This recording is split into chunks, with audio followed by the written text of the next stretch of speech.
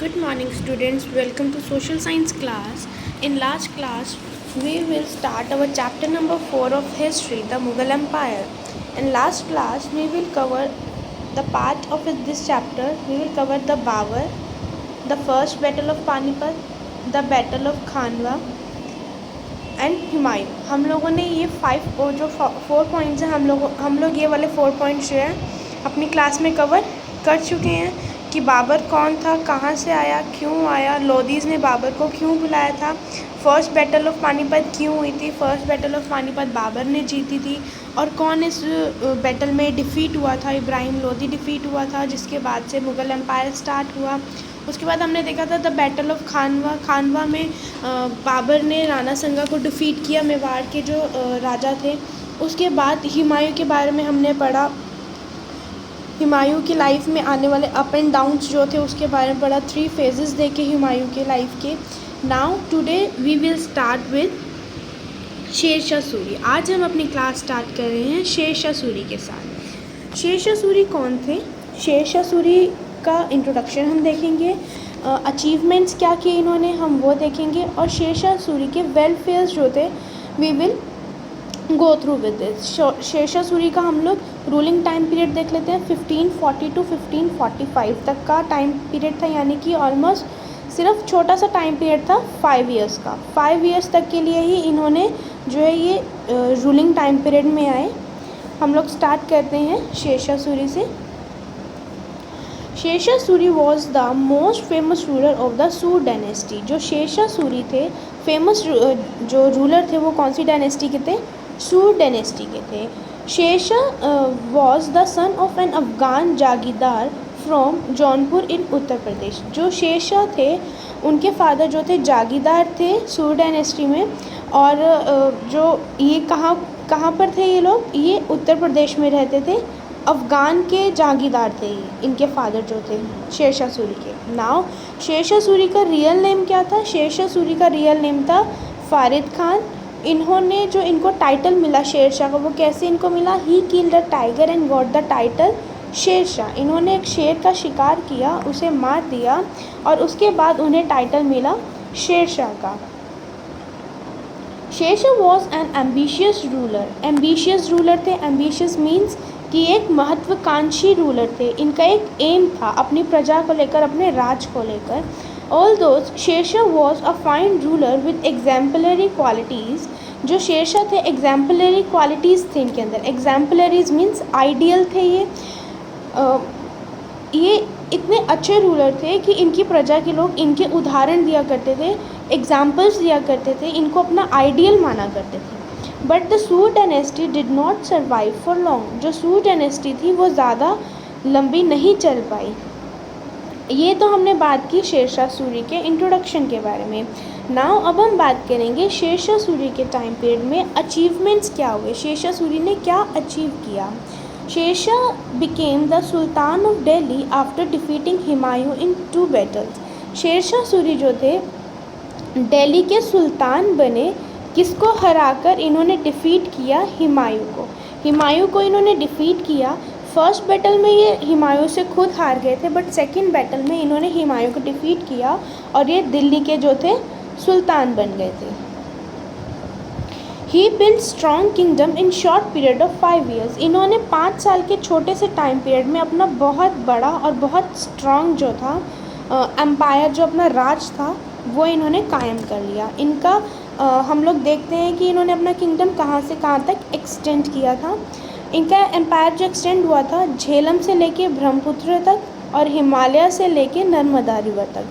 इनका जो ये वाला जो इन्होंने टेरिटरीज़ दिए हुए हैं, इतना बड़ा एरिया, यानी हिमालय से लेके नर्मदा रिवर तक. नर्मदा मीन्स जो महाराष्ट्र में हिमालय जो टॉप से जो हमारे नॉर्थ वाले पार्ट से, इंडिया के नॉर्दर्न पार्ट से स्टार्ट होती है वहाँ से, यानी कि ऑलमोस्ट इन्होंने हाफ ऑफ द इंडिया जो इंडिया था उन पर इनका जो टेरिटरीज़ थी वो जो इनका एम्पायर था वो वहाँ तक एक्सटेंड था.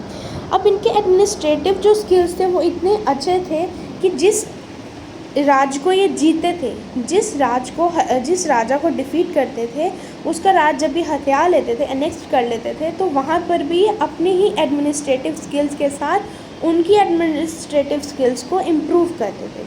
इनकी लार्ज स्टैंडिंग आर्मी थी, यानी कि इनकी आर्मी जो थी बहुत बड़ी थी। और इनकी एक अचीवमेंट ये भी थी कि अलाउद्दीन खिलजी ने जो प्रथा चलाई थी, ब्रांडिंग ऑफ हॉर्सेस की, इन्होंने उसे भी कायम रखा कि ब्रांडिंग ऑफ हॉर्सेस यानी कि अच्छी नस्ल के घोड़े ये अपनी आर्मी में रखा करते थे। यहाँ पर हमने बात की शेरशाह सूरी के इंट्रोडक्शन के बारे में। वो कौन थे, उनके फादर कौन थे, उनका रियल नेम क्या था और उनको शेरशाह नाम किस वजह से मिला था। उसके बाद हमने बात की अचीवमेंट्स के बारे में कि इन्होंने क्या अचीव किया, क्या हासिल किया। इन्होंने दिल्ली को हासिल किया था हुमायूं को हराकर 5 साल के छोटे से टाइम पीरियड में। झेलम से ब्रह्मपुत्रा, हिमालय से नर्मदा नदी तक अपना जो पूरे टेरिटरी से अपना जो एम्पायर था वो उसको एक्सटेंड कर लिया था। अब हम बात करने जा रहे हैं वेलफेयर्स की। वेलफेयर्स यानी कि इन्होंने अपने प्रजा के लिए या अपने राज में क्या अच्छे काम किए। Abbas Sherwani wrote the history of Sher Shah in 1579। Abbas Sherwani जो थे, इन्होंने शेरशाह के बारे में हिस्ट्री लिखी थी 1579 में। इन्होंने क्या कहा था, इन्होंने कहा कि जो शेरशाह थे ये बहुत ही अच्छे फिलैंथ्रोपिस्ट है मीन्स कि ये दिल से इतने अच्छे हैं, ये परोपकारी थे। जो शेरशाह थे वो परोपकारी थे और जीनियस थे, मतलब ये परोपकारी लोगों की मदद करते थे, दयालु थे। और जीनियस मतलब कि ये किसी तरह से छुपे हुए तरीके से अपनी प्रजा के लिए पैसों से मदद करते थे। एक तरह से जैसे हम कहें ना कि बिना किसी को बताए हम पैसों से उसकी मदद करते हैं, इस तरह का नेचर था शेरशाह सूरी का। He gave order that anyone in need of food should be fed at the king's kitchen। इन्होंने ऑर्डर दिया कि जो भी खाने के लिए ज़रूरतमंद हो, जिसके पास खाने के लिए खाना ना हो या जिसे ज़रूरत हो खाने की और वो गरीब है, तो वो राजा के किचन में से आकर फ्री ऑफ कॉस्ट खाना खा सकता है। ये तो इनके वेलफेयर्स के बारे में बात हुई। अब आगे वेलफेयर्स में इन्होंने और क्या किया। इन्होंने एक बहुत अच्छा नेटवर्क बनाया रोड्स का बहुत अच्छा इन्होंने नेटवर्क बनाया। इन्होंने 3 जो हाईवेज़ थे वो बनाए। फर्स्ट हम स्टार्ट करते हैं, देखते हैं ग्रैंड ट्रंक रोड, जिसे जीटी रोड भी बोला जाता है, was one such highway constructed and was called सड़क ए एज़ाम। इन्होंने जो ये रोड बनाया, हाईवे बनाया, इसको बोलते थे सड़क ए एज़ाम। और ये इन्होंने 3 बनाए थे जो कि आपस में लिंक्ड थे एक दूसरे से। फर्स्ट हम देखते हैं सोनगढ़ से लाहौर, सोनगढ़ जो कि बंगाल में है, लाहौर जो कि पंजाब में है। यानी कि डिवीज़न से पहले का इन्होंने जो रोड्स बनाए थे उसकी बात करें। अब तो डिवीज़न हो गया, तो अब जो लाहौर है वो पाकिस्तान में, पंजाब में नहीं है। एंड एट मुल्तान भी जो है पाकिस्तान में है। यानी कि बंगाल से लेके पाकिस्तान तक का इन्होंने एक हाईवे बनाया, सड़क ए एज़ाम बनाया। सेकंड जो था वो मुल्तान से लेके लाहौर तक का इन्होंने हाईवे बनाया। और जो थर्ड हाईवे आगरा को जोधपुर और जोधपुर को चित्तौड़ से जोड़ता था। यानी कि एक तरीके से इन्होंने बहुत बड़े 3 जो रोड्स थे, ट्रैंक रोड्स जो इन्होंने हाईवेज़ बनाए, 3 रोड्स बनाए जो कि आपस में एक दूसरे को इंटरलिंक्ड थे। इन्होंने ये जो सारे रोड्स हैं सिर्फ नॉर्थ वाले पार्ट में बनाए, क्योंकि नॉर्थ वाले पार्ट में ही अभी तक इनकी हुकूमत थी। Now trades and commerce. अब बिजनेस और व्यापारियों के लिए इन्होंने क्या किया, reduce custom duties and introduce a new coin called rupiya. इन्होंने कस्टम ड्यूटीज़ जो ट्रेडर्स आते थे या जब ट्रेडिंग के लिए लोग जाते थे या बाहर से ट्रेडर्स आते थे, तो उनको कस्टम ड्यूटीज़ पे करने पड़ते थे। यानी कि राजा और राज्य के लिए कुछ न कुछ पैसे या कर उनको पे करना पड़ता था, जो कि जिसका अमाउंट बहुत ज़्यादा था, जिसे शेरशाह सूरी ने रिड्यूस कर दिया। और इन्होंने एक न्यू कॉइन जो है इंट्रोड्यूस किया जिसे रुपया कहा गया। और ये काफ़ी समय तक इस करेंसी को ये लोग यूज़ करते रहे after the Sur dynasty also. Sur dynasty के बाद भी ये लोग रुपया को जो है यूज़ करते रहे। Now important judicial system. इनका जो राज था, इनके टाइम पीरियड में Sher Shah was also introduce for providing an impartial judicial system. इन्होंने एक इम्पार्शियल जुडिशियल सिस्टम इंट्रोड्यूस किया था, यानी कि इम्पॉर्टेंट जुडिशियल सिस्टम इन्होंने जो है वो इंट्रोड्यूस किया था। यहाँ पर मैंने इम्पॉर्टेंट ये आपको लिखा है इसलिए क्योंकि ये बहुत ही इम्पॉर्टेंट था, लेकिन यहाँ पर इम्पार्शियल जो है उसका मतलब ये है कि भेदभाव नहीं करना। यहाँ पर इम्पार्शियल का जो मतलब है आपकी बुक में दिया हुआ है, इम्पार्शियल जुडिशियल सिस्टम जो है, इम्पार्शियल का मतलब होता है भेदभाव ना करना, जुडिशियल मीन्स जो है उसका मतलब होता है अदालत।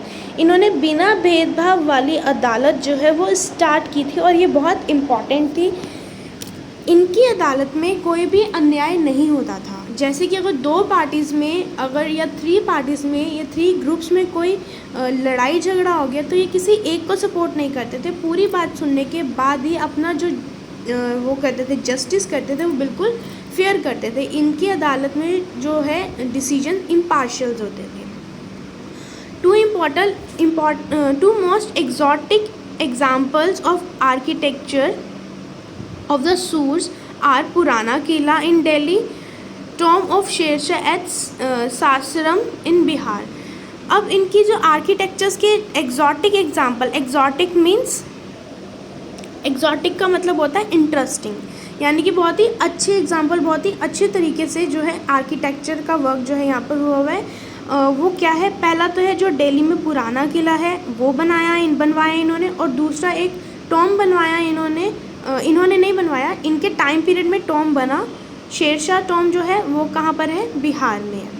आफ्टर हिज डेथ, इनके मरने के बाद, he was succeeded by his son, इनका बेटा जो है राज में आया, जलाल खान इनके बेटे का नाम था।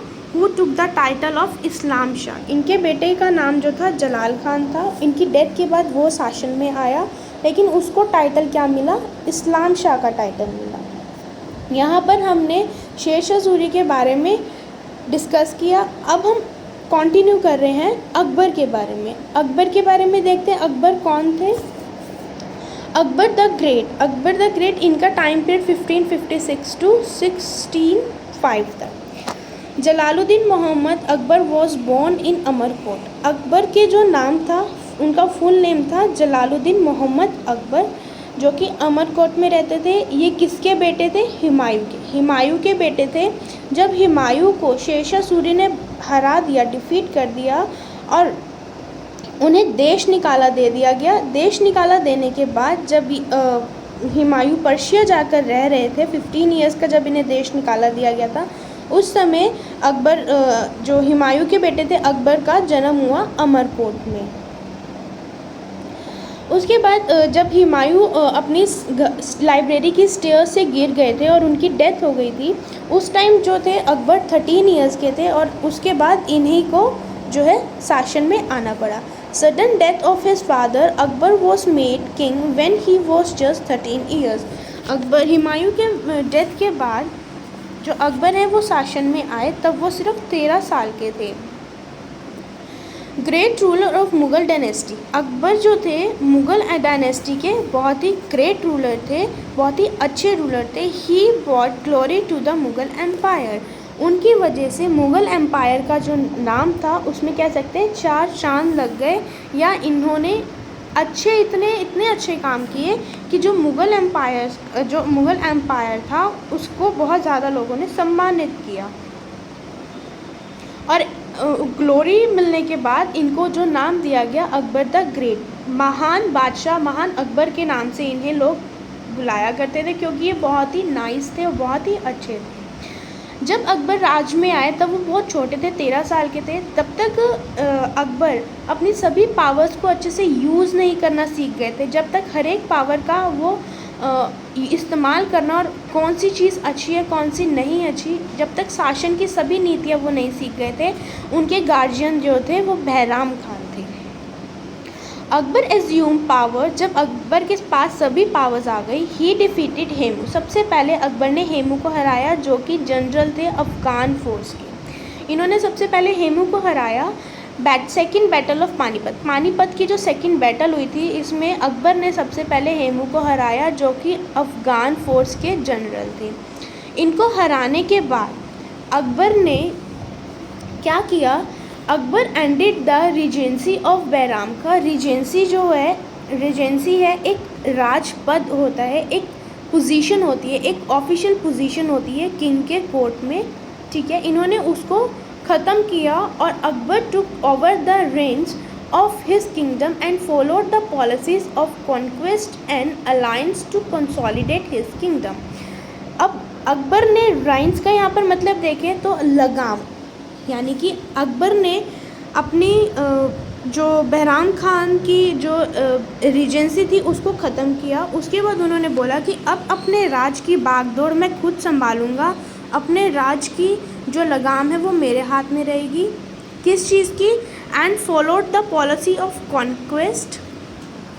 कॉन्क्वेस्ट यानी जीत, विजय, और अलायंस मतलब होता है गठबंधन, यानी कि रिलेशनशिप। हमारे राज में, मेरे राज में जो जीत होगी, विजय होगी, उसे और किस के साथ हमें अच्छा रिलेशन रखना है वो अपने मैं खुद देखूंगा। किस लिए? अपने राज को कंसोलिडेट करने के लिए, यानी कि अपने राज में अकबर ने अपने आप को पक्का करने के लिए, कंसोलिडेट करने के लिए अपनी पॉलिसीज़ किस चीज़ की? जीतने की, और किन लोगों के साथ कैसे रिलेशंस रखने हैं। अकबर ने कहा अब इन सब को मैं संभालूंगा, अपना राज अब मैं खुद देखूंगा, अपने तरीके से चेंजेस करूंगा। यहाँ पर हमने सिर्फ इंट्रोडक्शन देखा है अकबर का, और शेरशाह सूरी के बारे में हमने पूरा कंटिन्यू जो पार्ट था वो हमने ख़त्म कर लिया कि शेरशाह सूरी ने क्या उनके अचीवमेंट्स थे, उनके वेलफेयर्स, और शेरशाह सूरी का इंट्रोडक्शन। और आज की क्लास में हमने जो अकबर है उनका इंट्रोडक्शन देखा है, वो कितने साल के थे जब वो राज में आए, और उनका जो गार्जियन था वो कौन था। उनके गार्जियंस को उसको हेमू को हराने के बाद जब सारी पावर्स उसको मिल गई अकबर को, उन्होंने हेमू को हराया। उसके बाद अकबर ने रीजेंसी को ख़त्म किया। देन अकबर ने कहा अब अपने राज को, अपने राज में अपनी जगह बनाने के लिए, खुद को पक्का करने के लिए जोन से रिलेशंस दूसरे राजाओं से बनाने हैं, और किस तरीके की विजय मुझे प्राप्त करनी है, जीत प्राप्त करनी है, अब वो मैं खुद देखूंगा। इतना पार्ट हमने आज कवर किया है। नेक्स्ट क्लास में हम लोग अकबर की पॉलिसीज़ के बारे में बात करेंगे। अकबर की पॉलिसीज़ के बारे में बात करेंगे कि अकबर जब राज में आए तो अकबर ने क्या किया।